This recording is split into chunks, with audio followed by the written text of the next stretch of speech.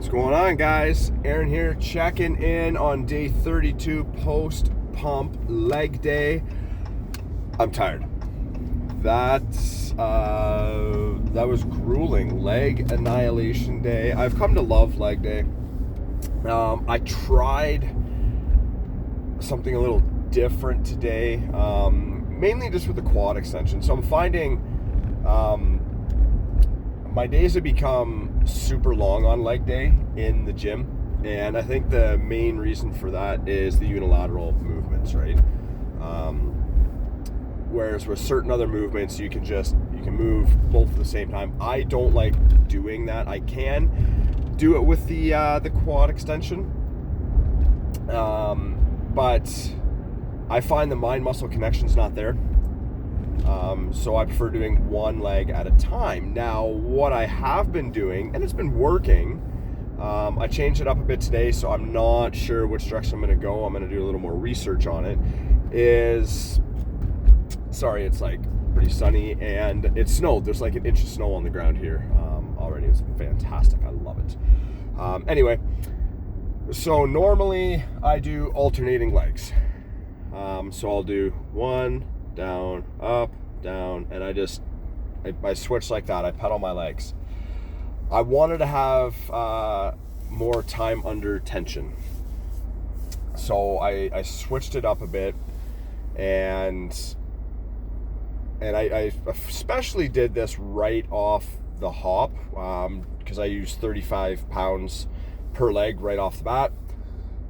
That is light enough for me to be able to easily get 20 reps, especially if I'm alternating.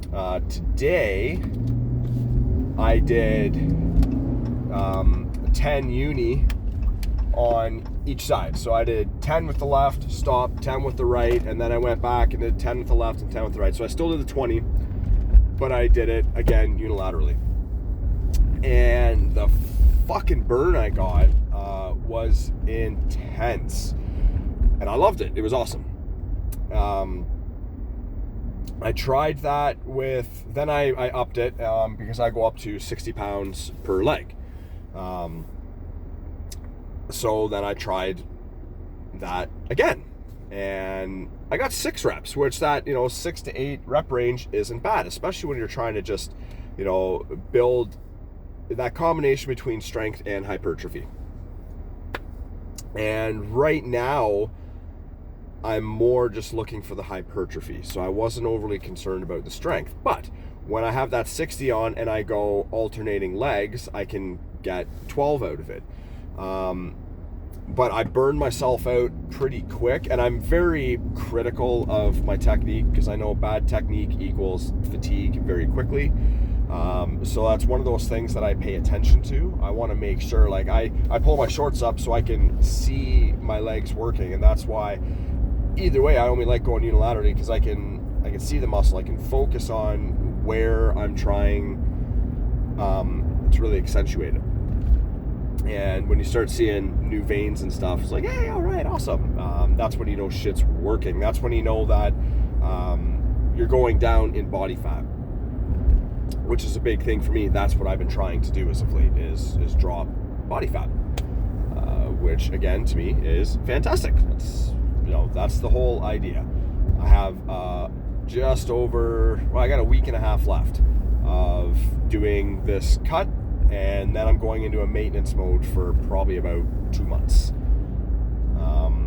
where I'm going to be eating, just the amount of calories that I need, slowly adding carbs in, and then, in a couple months, I'm going to, get into thick boy season and start trying to do a decent bulk. That's the idea.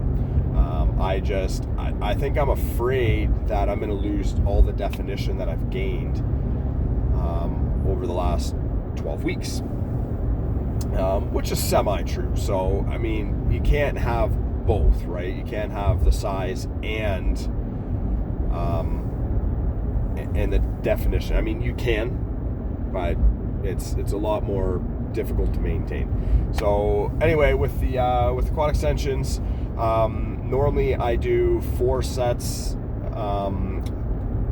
at 60 pounds for 12 each. I couldn't do it. I don't know if it was my energy levels are just depleting, or if my warm-up set killed me first, which is quite possible because it hit me in a whole different way than I'm normally used to it hitting me. So that is quite the possibility. So I don't know, we'll see. Otherwise, everything else felt good. I did the leg press today, what I would normally do. So I started with 90 and I did 20 reps. Again, that is my warm-up set.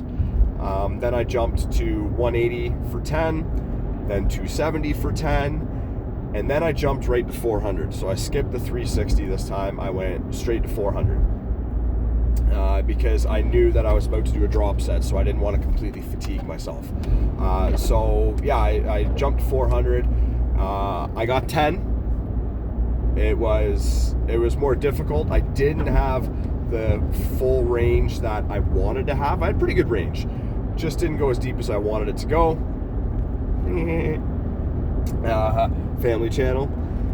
So I will watch what I say. But it was still good. I got pretty close. Because I can see, I want to say like where the piston. So like when it's sliding down that piston, I can see where it's going to touch, and sometimes I'll stop like this close to it, and that is like the bump bar, I guess, because I hate bump and then using that momentum. The whole idea is to stop at the bottom, rest for a second, not rest, but hold that movement for a second, and then push it up again. So that's what I was shooting for. And I was probably about this far, so I lost about 2 or 3 inches of my range of motion with the added weight, which is fine, because I was still going fucking deep. How deep will I go? The answer is as far as deep as she'll fucking let me. Sorry, sausage party joke. I have to watch that tonight. Halloween's over, no more Halloween movies, and I didn't watch as many as I wanted to watch. I had to teach a class in it anyway, so we'll see what happens. Calf raises were good.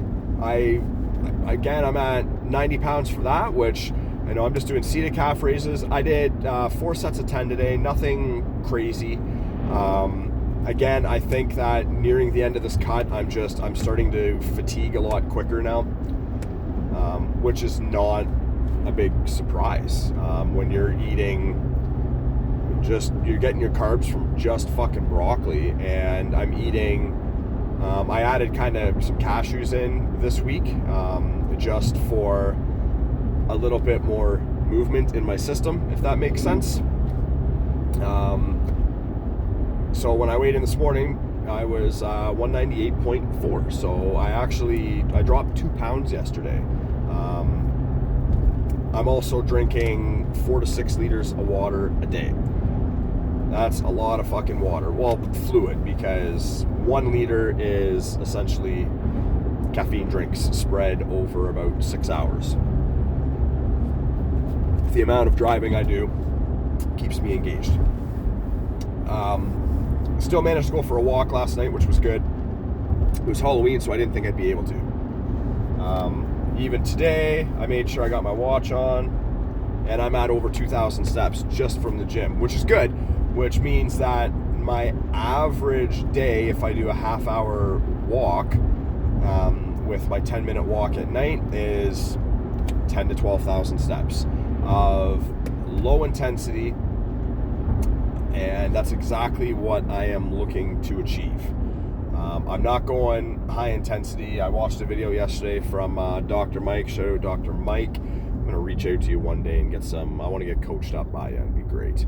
I'll drive down to Brooklyn there and we'll meet up there, Pally. I don't know, that was kind of more Boston, but that's all right.